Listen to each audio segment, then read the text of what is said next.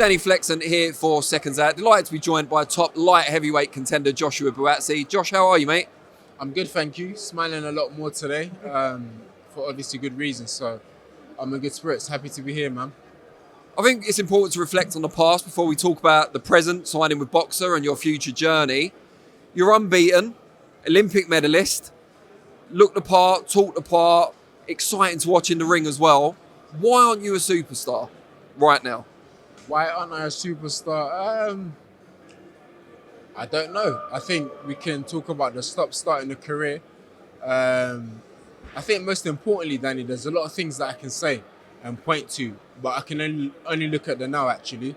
And the now is I've got a good deal, good promoters, good platform, and I can only move forward from it rather than pointing back and looking back and saying because of this person, that person, or even myself, it's time to move on.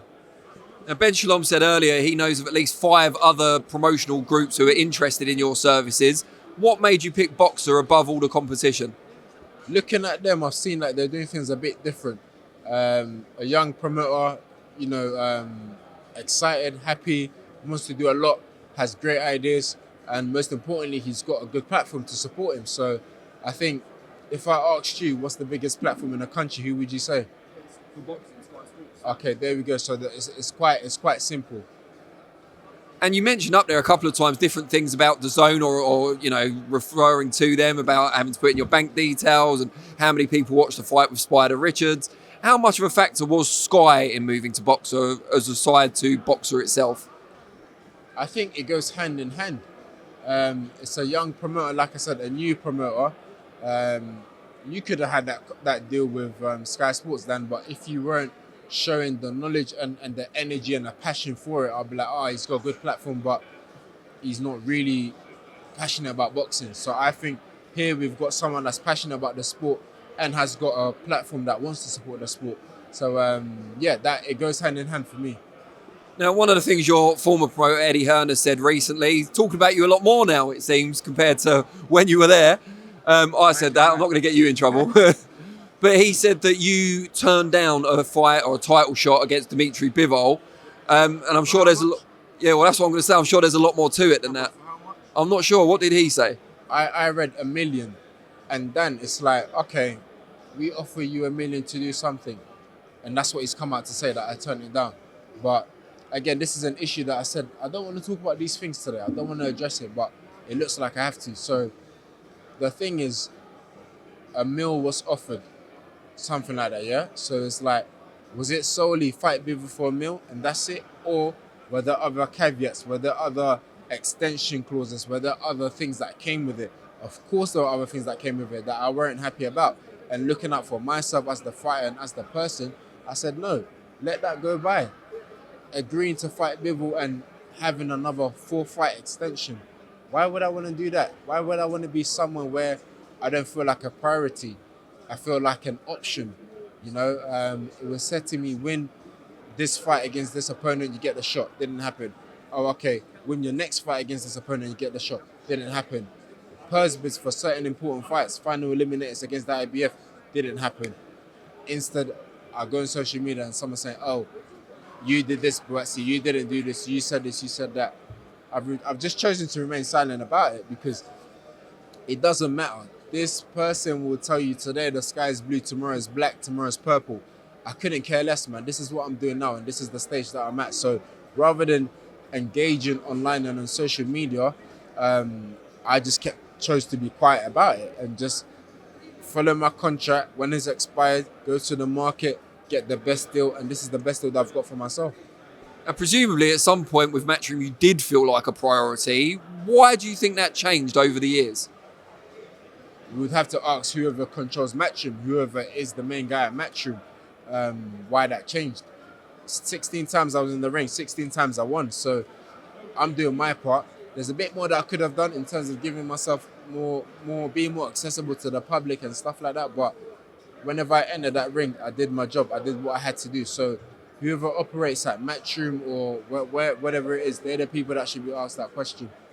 What of the plan yourself and Boxer have come to regarding your future, particularly the near future, the rest of this year? Just to keep active.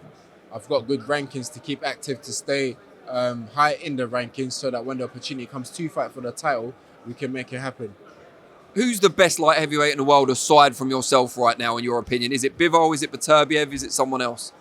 Well, not one guy's got all the belts, so we have to give credit to Bivol and Beterbiev. I think saying that it's this guy or that guy doesn't matter, but I just want one of the belts, and most importantly to start off with and to get all of the belts. So whichever one is number 1 and 2 doesn't matter to me. I just know that they're the 2 guys that have got the belts, and I want them. Just tell us a little bit about the Jean Pascal situation. You were going to fight a final eliminator with him, but was it right he wouldn't agree to VADA testing? Is that why it fell through? Yeah, from my understanding and from the understanding that I have of it, that's what I wanted.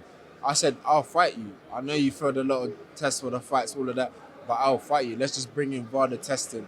But that's irrelevant. You know why that's even irrelevant? My promoter at that time didn't even win the purse bids, so we don't even... it's irrelevant, bro. Like, my promoter didn't win it, so the value and the need to want to promote you and to want the best for you as the fighter isn't there. Doesn't matter. Fair play to Pascal, whatever. My promoter didn't even win it, so his promoter won the purse bid, so congrats to them. And going back to Beterbiev and Bivol, the consensus number 1 and number 2 in the division, do you think either of their styles suits you better? I think there's a style that I have that will cause problems to both. They're both killers, both world champions, quite rightly.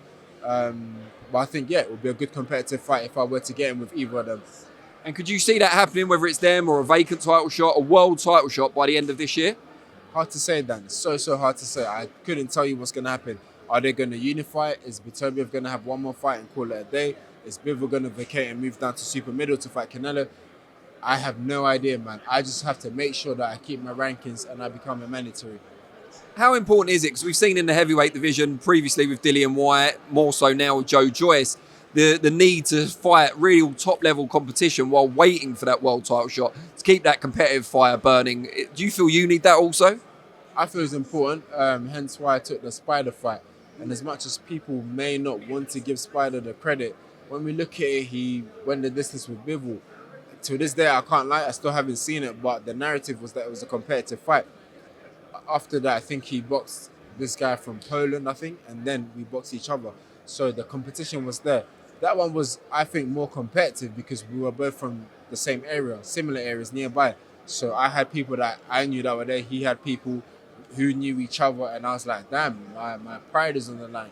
His pride is on the line. Everything's on the line. So it brought out that competitiveness that needed to be there. So I think, yeah, it's good to keep engaging in fights like that.